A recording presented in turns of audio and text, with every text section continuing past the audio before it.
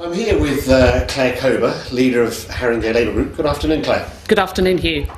So we're coming up to May the 6th, and if your return to as the majority party after May the 6th, this will be more than 40 years that the Labour Group has been in power. And some people are saying that that's too long and it's time for a change. What would you do if you returned to power that would prove those people wrong?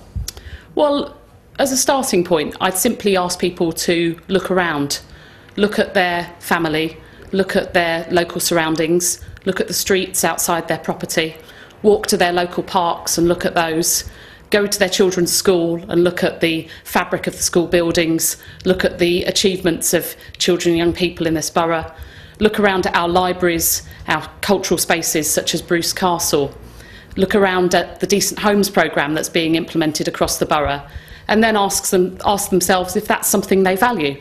And I think for many people, they will have seen the change that has occurred in this borough over the last 4 years and over a longer period of time, while recognising, of course, as all politicians recognise, that there's still more to do. Because I think if there's a point in time when you say, actually, everything's as good as it can be, we've done the job, then it's time to get out of politics. So recognising that there's much more to do, but that there's much that's been achieved, I think I'd ask people to make their decision on May the 6th on that basis. Okay, thinking about that much more to do, what would be your priorities over the next 4 years? Well, I have priorities across a range of areas, as does the Labour Group, and I think the first thing that I would say is that we were the first local authority in the country to commit to a 40% reduction in carbon emissions across the borough by 2020. Now, that's something that we believe very firmly in and something that we've committed to doing. And so over the next 4 years, you'll see significant progress towards that goal. You'll see significant progress in terms of street cleaning, significant progress tackling antisocial behaviour, particularly two issues, I'd say. One around rogue landlords. There's been some good work that's been undertaken, but much more to do. And secondly, around dangerous dogs and the sort of status dogs that we've seen grow in number across London. I think you'll see much more in terms of children's education. So we've got to a point where our children are achieving and closing the gap at twice the national rate in terms of GCSE results, but I think we'll see our children's achievements hit that national average and hopefully exceed it within that period of time. You will see thousands more homes brought up to a decent standard through the Decent Homes programme. You'll see a council that's committed to empowering residents, to taking decisions out much more readily to local people, thinking about how we develop the role of area assemblies, how we develop the role of scrutiny, thinking about how we put out power up to licensing to local people. So how do we ensure that, for example, we don't see a proliferation of betting shops or fast food joints near children's schools? All those sorts of things are Haringey Labour priorities in the coming 4 years. And the thing that I'd say that differentiates us from the other parties is that we have a vision that encompasses the whole borough.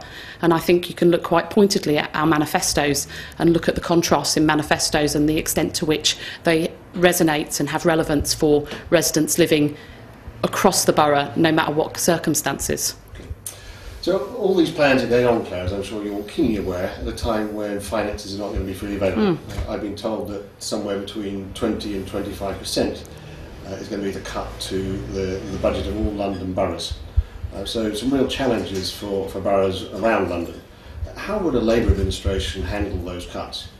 Well, I think the first thing to say is that this isn't set in stone, the extent to which public finances will be squeezed.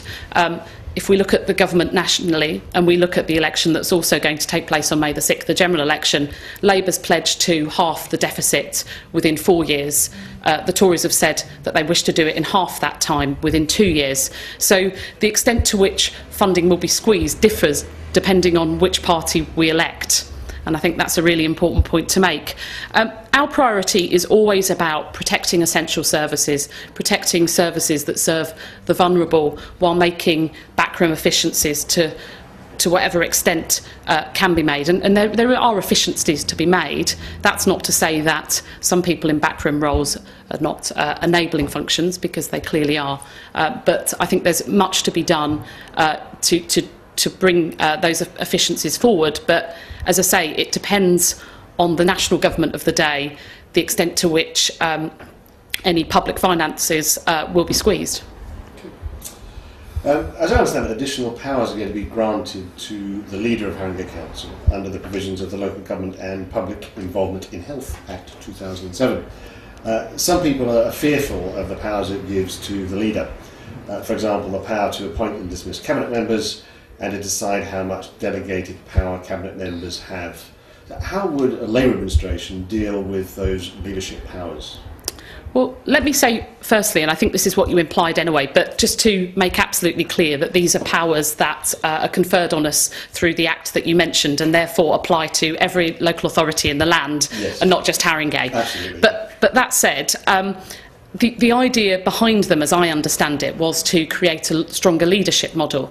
I think in terms of how those powers are exercised locally, the thing that would signal to me Haringey Labour's approach to this is that we are by far and away the most democratic party locally, in that we have democratic full selection processes for all of our council candidates, that for a number of years, as far back as I remember and know, we've had democratic elections for our group in terms of the group officer position. So there will be some things that are required to change as a result of this legislation, but I don't think that takes away from the fact that as a group of people, we are, after all, democratic socialists and therefore believe very much in democracy. I don't think it's really appropriate to say much more, because I wouldn't want to suggest that we're any way complacent about the outcome of the election, and actually that's a problem that I'd very happily wrestle with come May the 7th. So there's been a lot of talk over the past few years about handing power back to the residents, handing it back to the citizens.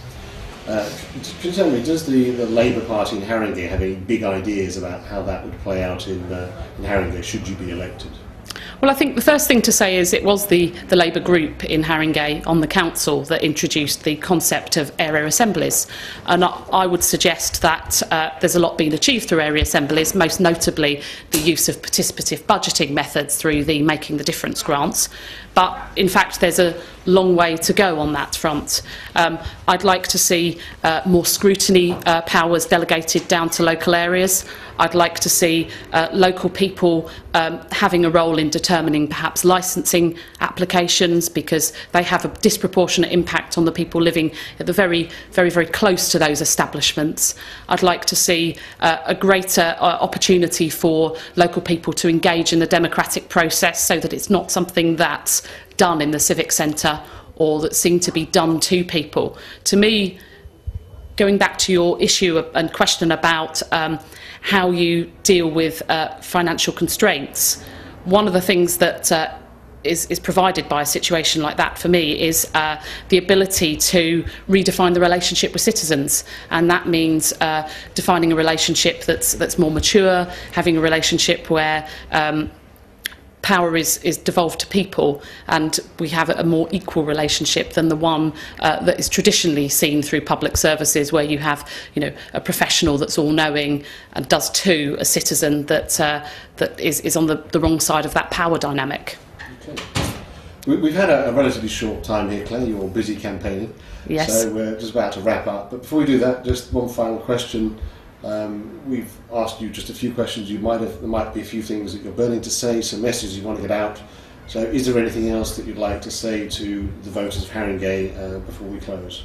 What I would say to the voters of Haringey is, if you're a genuine floating voter and you want to make your decision on who to vote for, then have a look at the party manifestos and make the decision for yourself who you think is the party through those manifestos, with a vision that encompasses the entire borough, with a vision that will benefit families and individuals no matter what circumstances they're living in.